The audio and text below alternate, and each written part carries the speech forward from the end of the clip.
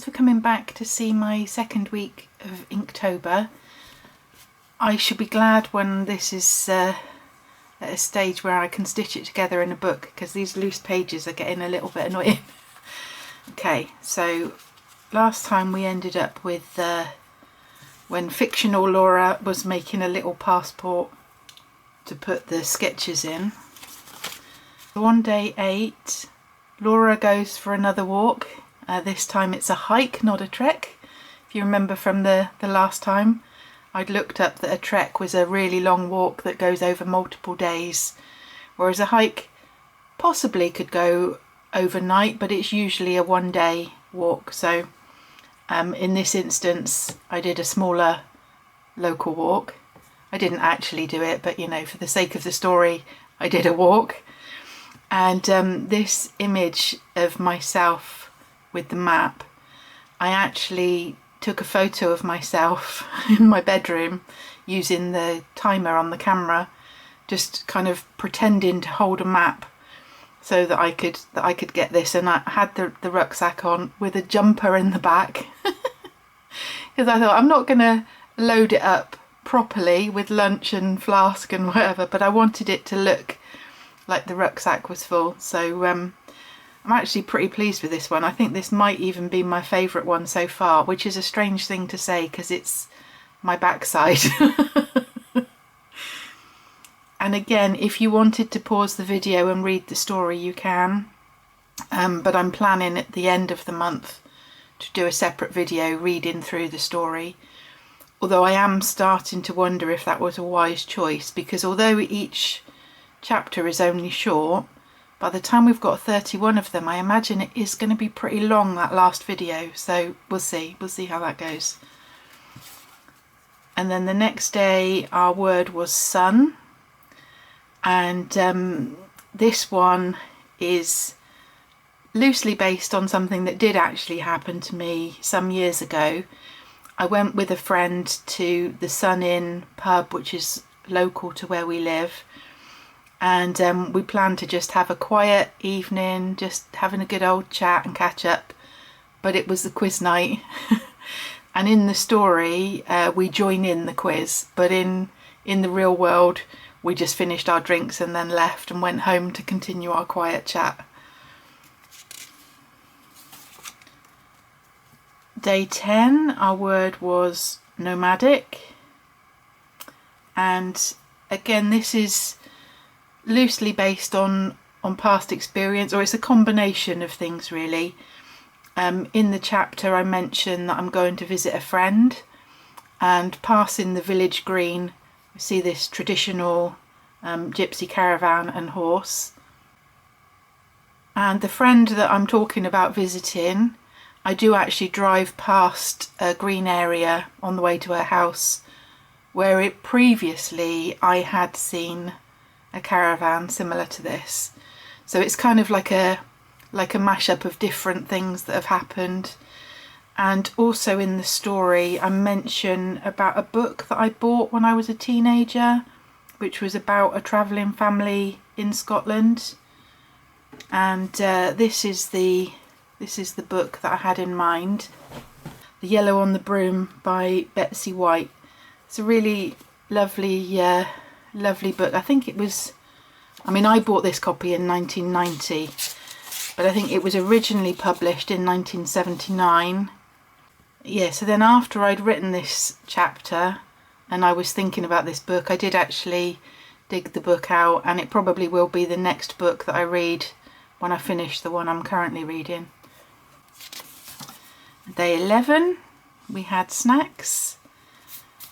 And in the real world, the day after this, I was going to a friend's house, and various friends were taking different dishes for us all to share. And my friend and her husband, who were organising it, she said to me that she knows I don't enjoy cooking, so she asked if I could just take along some drinks, which was very wise. You don't want a whole room full of people eating my food. It's not a good idea.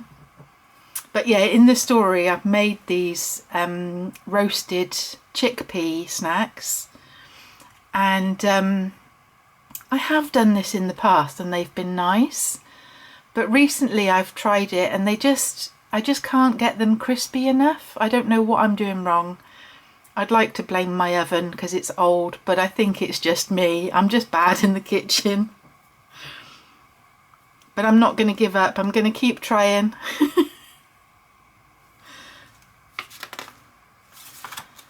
And then day 12, our word was remote.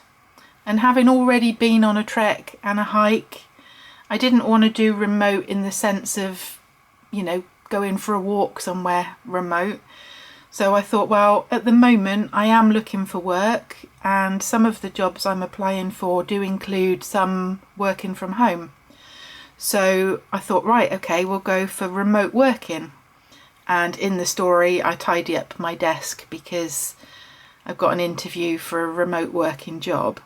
And this, where I've been sharing these chapters on Instagram, I had several people wishing me luck for my interview, but of course that's made up.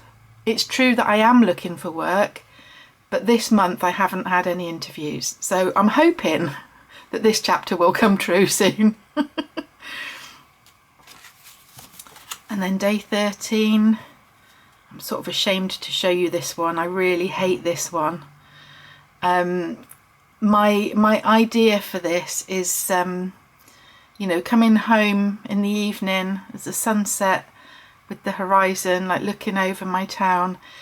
And the place that I was picturing for this, there is a hill sort of coming from a certain direction, coming back to town. And when I've come that way in the evening and you see all the lights of the town all laid out, it's actually really pretty. But of course, this was about the horizon, which made me think, well, I want it to be sunset, so it's not necessarily going to be all the twinkly lights of the town. So I was trying to do some kind of skyline and this road disappearing off into the distance, and it's just terrible. But aside from that, you know, I tried a different technique to try and fade out the sky in an effort to make it look like a sunset, just in black and white. And basically I don't think this technique has worked very well at all. I didn't really want to do lines in the sky, and what I'd initially tried to do was I took the pen and just scribbled ink on like a plasticky surface, and then used that ink with some water to try and build up some sort of darker layers. But it was so much water on the paper, and I tried to like let it dry in between, but the paper was really struggling, and over on this side I've kind of very nearly gone through the page. And in the end I thought, right, I'm going to just put some lines and blur that out anyway. But I think the paper couldn't take any more. So they've barely blurred at all, those lines. So anyway, I would have liked not to have even shown this page, and I've ended up probably showing it longer for any of the others because I've been explaining why I don't like it so much. But there you go, let's move on. Okay, and then the 14th, much nicer. Hang on, let's just take that out of the way. Much nicer one here. This one I've just gone to a National Trust property and I'm just roaming in the woods, and it's, you know, the start of a carpet of leaves building up in the sort of autumn. So there we go, it's up to day 14. I'm actually filming this on the 15th and I have actually done the next page, but I'm not going to show you that. You'll have to wait till next week to see that one. Oh, it's a horrible one again. So there we go. Thanks for watching, and hope you enjoyed it, and we'll see you again next week for the next 7 chapters.